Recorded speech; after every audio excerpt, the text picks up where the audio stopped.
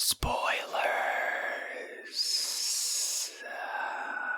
Ish. Kind of, really, not really spoiler. Before we get into the meat of this video, let's clear some things up. Boom. Opinions, they exist. This video is mine. I am probably not the core audience for either of these games, and nothing that I say here should be taken as fact.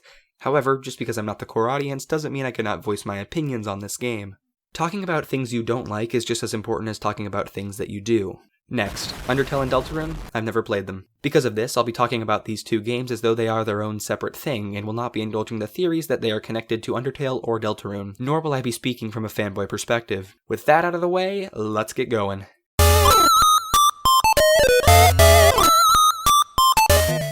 Tuyo, or Temmie Chang, often called Temmie, is a freelance animator and illustrator most well known for her work on Undertale. She is credited as the logo designer, cutscene artist, overworld artist, animator, shop artist, and tile artist. She is, obviously, incredibly talented, and it shows in her work on both of her own games. Both the in-game artwork and animatics are incredibly well drawn and animated, and that's not something I can argue, it's literally just a fact. Regardless of how I feel about the two particular art styles and how they work together, I cannot disagree that they are both very well drawn. Along with that, the music in both of these games is fantastic, however that was done mainly by Toby Fox and later on Camellia as well in Dweller's Empty Path. With these two very large names, it's suffice to say that the music is astoundingly good.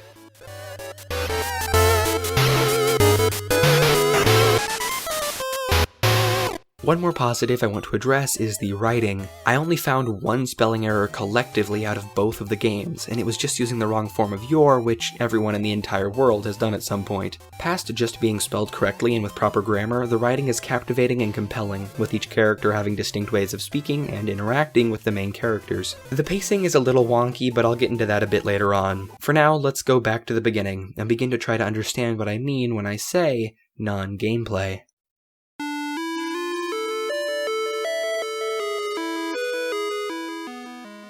Yes, I am aware that this is Temmie's first game and was mainly just an excuse for her to learn how the program works. However, issues that are present in this game persist in Dweller's Empty Path as well, so I thought it important to address them in both. The biggest issue I have with Temmie's foray into video games is that it feels as though she completely forgets that they are an interactable medium. Video games can connect with an individual on a level deeper than any other medium really can, because the player is a part of the story. They aren't an onlooker into someone else's life, they are living that someone else's life. That someone else becomes them, and that is what makes video games so powerful. At many points throughout my playthrough of both Escaped Chasm and later Dweller's Empty Path, I wondered why weren't these games just animations? For both games, but mainly Escaped Chasm, unless you're following the guides in the game folder, the gameplay will consist of just running around and clicking on everything you see. Every single thing in Escaped Chasm can be interacted with, and it doesn't add a single thing to the story at all. Most of it is just filler text, and really only drags out the playtime by describing exactly what you can simply see with your eyes.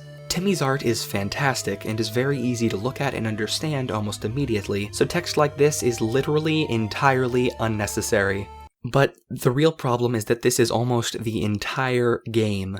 Beyond aimlessly wandering the halls of the house and clicking on everything in sight, there really isn't anything else to do. There is this entire house and nothing to do in it.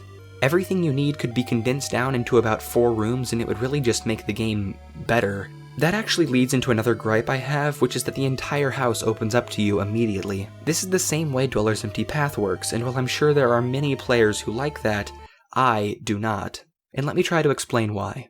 Here, I'll give you an example. On day 1 of Escaped Chasm, all you need to do is interact with Melody, write in your journal, and go to bed, all of this being in your bedroom. That's it, yet the entire house is open to you. As I mentioned before, all of the interactable text is really just filler, so there isn't really a story reason to be able to explore, as you can't find any additional lore or backstory. It simply wastes the player's time. The only benefit from exploring on day 1 is recognizing the chair's direction change on day 2, but then this begs the question, if you only needed us to see the chair, then why again is every other room available? While I'm sure many people enjoy having an open space to explore, it can also end up feeling aimless and weirdly paced if there isn't any direction. Instead, you could have areas open up as they are needed, and again there are a lot of unnecessary rooms in the house that don't add to the story, so you could also just cut down on the map size. Exploration is fine, but when there's nothing to find, or when the things you do need to find are seemingly placed at random, it's really just annoying and ruins the pacing of the game. Like I said before, the writing in both of these games is rather well done, and I really would have just liked to see an animatic about the story, rather than having to play a game with so much downtime and get pulled out of the story because I had to backtrack 800 million. Actually, the backtracking is really a Dweller's Empty Path problem, but it still exists in Escaped Chasm on a much smaller level. Also, in Escaped Chasm, the clashing art styles between the movies and game art was really distracting to me. It felt really wonky, and definitely took me out of the world. Don't get me wrong, the animations looked amazing. They just didn't fit the art style used in game. In Dweller's Empty Path, this is a lot less of an issue, unless you look at the trailer. Anyways, to wrap up Escaped Chasm, it had a crap ton of unnecessary interactables and pointless space, but it also felt much more centered on a specific story that it wanted to tell, unlike Dweller's Empty Path is good. Honestly, for the first two projects made by Temmie, these are really impressive. However, I'm here to point out what are, in my opinion, its flaws.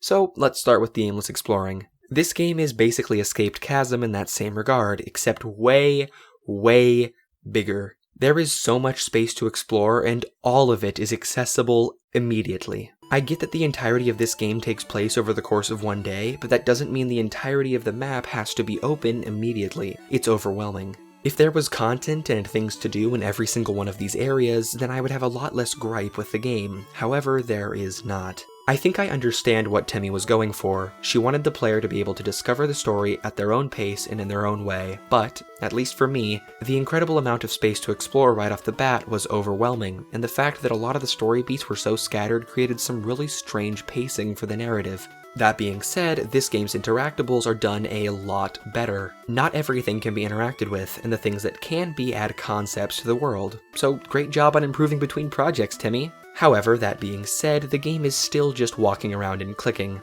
There isn't anything engaging for the player to do, besides this part, but I'll get to that in a sec. And in fact, the lack of specific direction combined with a lack of things to do besides read and walk makes the game infinitely worse than if it was an animatic that could control its own pacing. In video games, you have to realize that the player has a lot of control over the pacing of the game, and you have to build your game around the knowledge of that fact. For example, I had just left the castle and returned home, only for Claire to then tell me that she needed me to pick up an order from the doctor, so I then had to backtrack all the way back to the castle and then all the way back home again. Stuff like this kind of warps the game's sense of progression, as you feel like you're moving forwards, only to then be moving backwards, to then move forwards again. Also, some plot threads or ideas lead nowhere, like this interaction.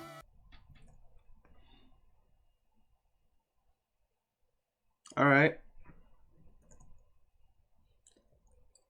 The hell, bro? What was all that about?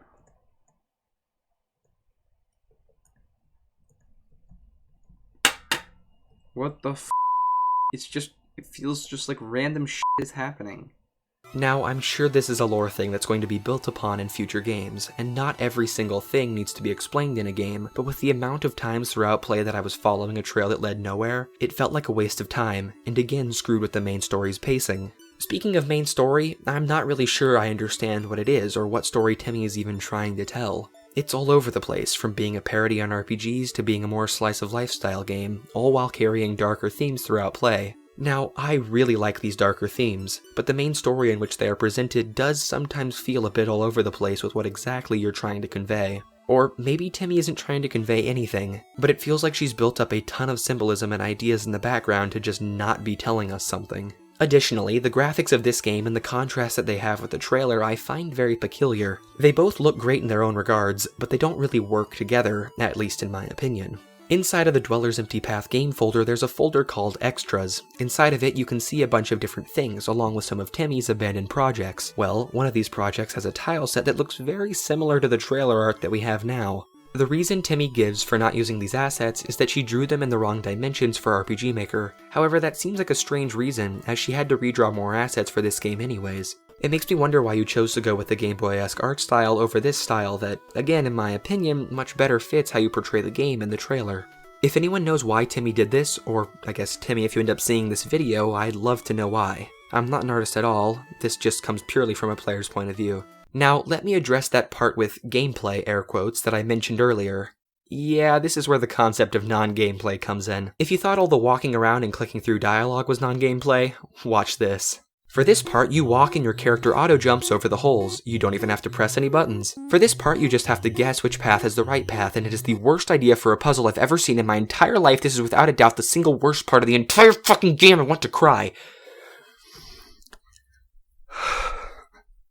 Then in this part, you just walk into these teleporters until you find the exit. It's the exact kind of gameplay as everything else, that being just walking, but with a different coat of paint. It's non-gameplay, something that looks like interaction, but is in reality just nothing.